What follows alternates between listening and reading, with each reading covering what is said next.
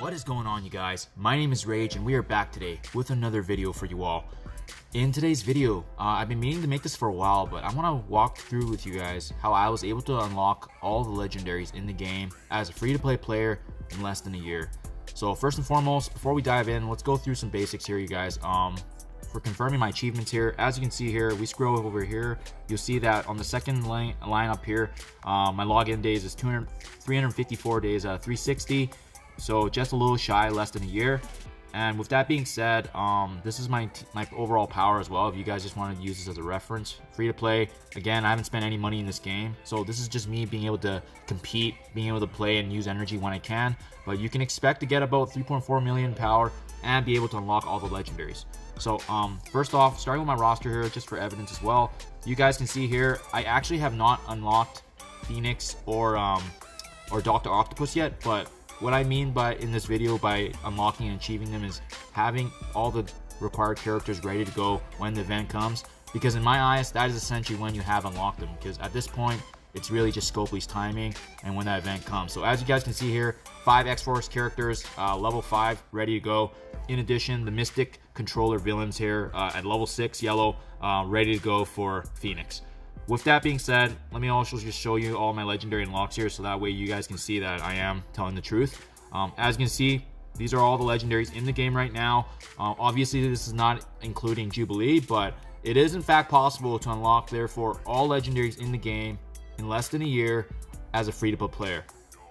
So, with that being said, let's dive right into the details on how I was able to achieve that. If you guys look here in my spreadsheet here, you can see that overall I've created this spreadsheet here, and I'll put a link in the description below for your guys' reference, so that way you guys can feel free to use if you like to use a similar approach. But this is actually how I was able to achieve all my legendaries in less than a year, following this guide that I made. And really, it's about having a game plan. I know it's cliche when you start a game, but if you don't know where the end goal is and the target that you're going to be aiming for, how the heck are you going to know you're meeting your goals and those milestones, right? So as you guys can see here in this infographic that I'll put in the description below, I've separated the legendary farming into 3 different stages. There's going to be a green color for the first couple of months.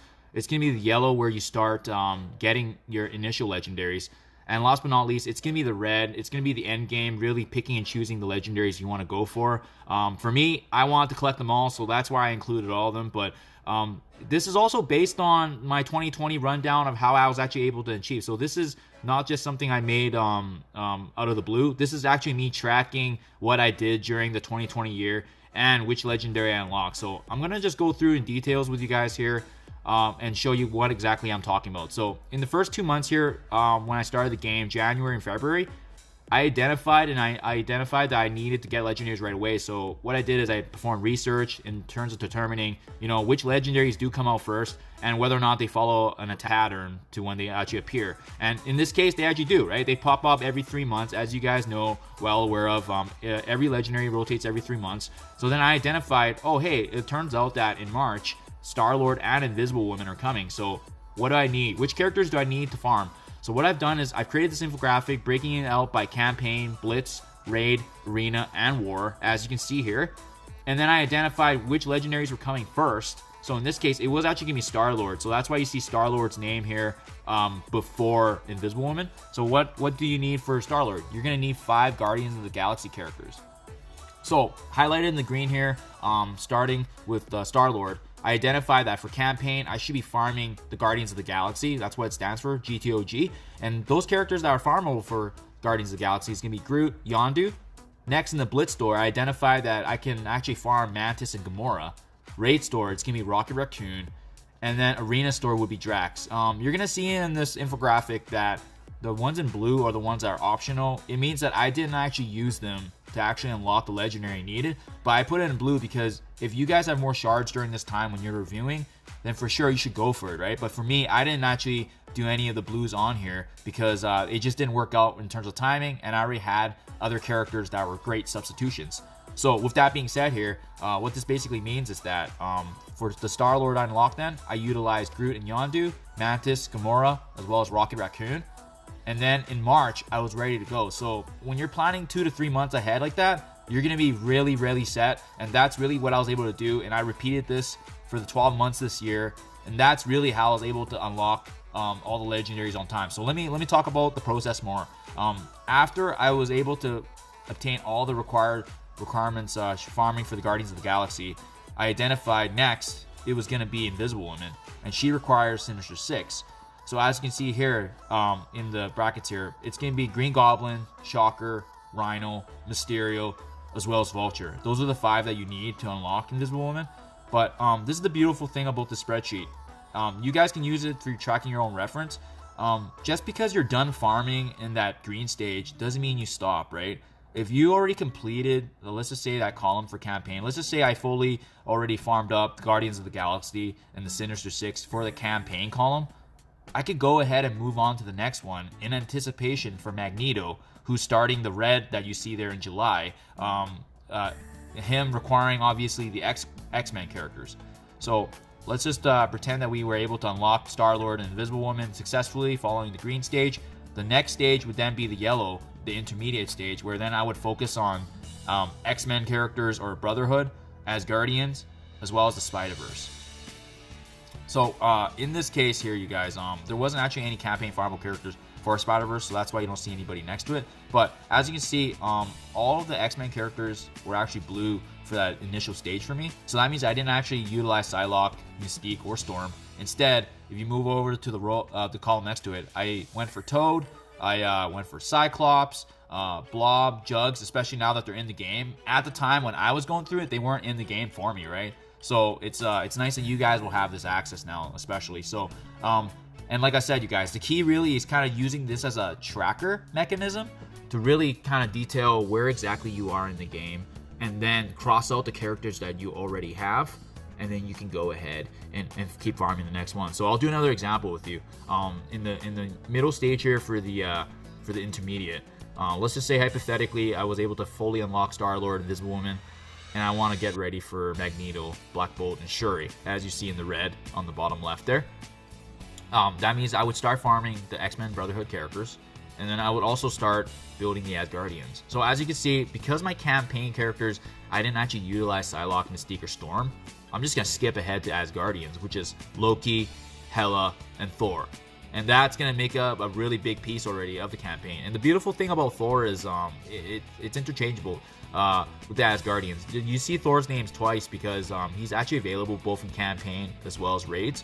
I personally recommend the raid store just because he is more accessible earlier. But that's what I mean. You follow this mentality of going through each column here and crossing out who you need and moving on to the next one.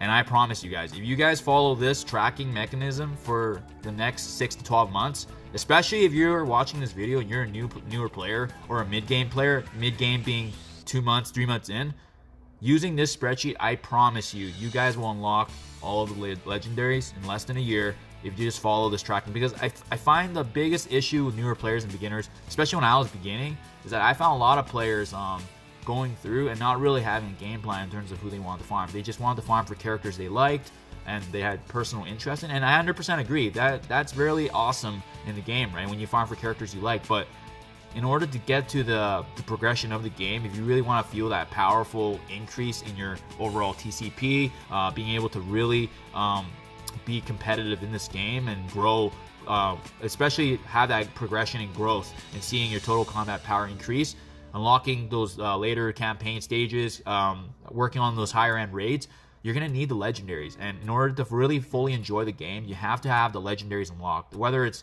for the Dark Dimensions, for raids, for campaign, they add so much value. I can't tell you how many times I've recommended some of my playthrough and guides on how to unlock these certain nodes. And if they don't have that legendary character, it becomes really, really hard, right? Because it almost kind of sets you back. So that's why following this guide here, this spreadsheet, I'm going to put in the description below again, you guys. Go ahead and follow this as a reference because it really does track your progress. A couple of key mentions too as well, you guys. So on the left there in the column of the characters you're working towards, that's really when I unlocked it in terms of the characters being ready to go. So obviously, if you see in the bottom left there, Phoenix and Dr. Octopus, they're not released in December. What that means is that I fully unlocked and I got them ready to go at that point, right? So, but just keep that in mind. We have to be mindful because we just don't know when Fox Next is actually, or Scopely, excuse me, is actually switching it up on us. You know, like recently they swapped Ebony Maw and Shuri's event around. So this is obviously going to be based on, this is my 2020 actuality of what happened. But we are going to have to switch Shuri and Ebony Maw around now, right? Because if that's going forward, that's going to be swapped around. But either way, they're next to each other in the same month. So you have a general sense of when they would be. So they just occurred, right? So obviously it's going to be another 3 months now. And Shuri's coming up next week. So that's where you guys would be in the stage.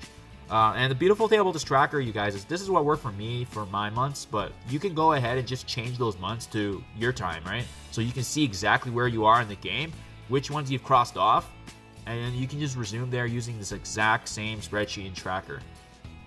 So I'm going to do one more with you guys, just so that way you can get a good understanding. Let's just say, hypothetically now, it was July. We finished unlocking Magneto because we bypassed both the green stage as well as the intermediate yellow stage. So now it's telling us to work on the Inhumans, being Miss Marvel and Karnak.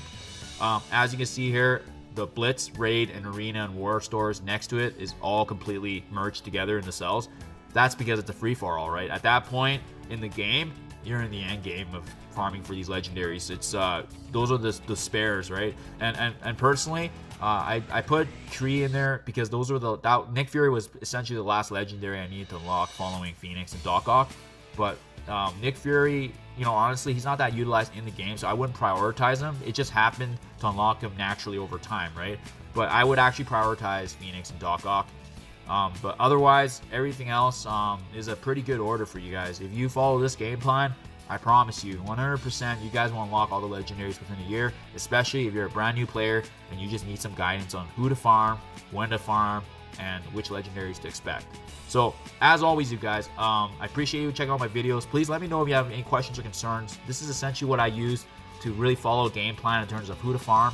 And obviously, if you guys have any spare energy afterwards, feel free to use it to work on your campaign nodes, farm characters that you want to increase. But really, this is an overall guide and to provide an overall futuristic goal in terms of where you're going and in terms of how close you are to unlocking those legendaries that you want in the game. So, as always, thank you for watching, and I'll see you in the next one.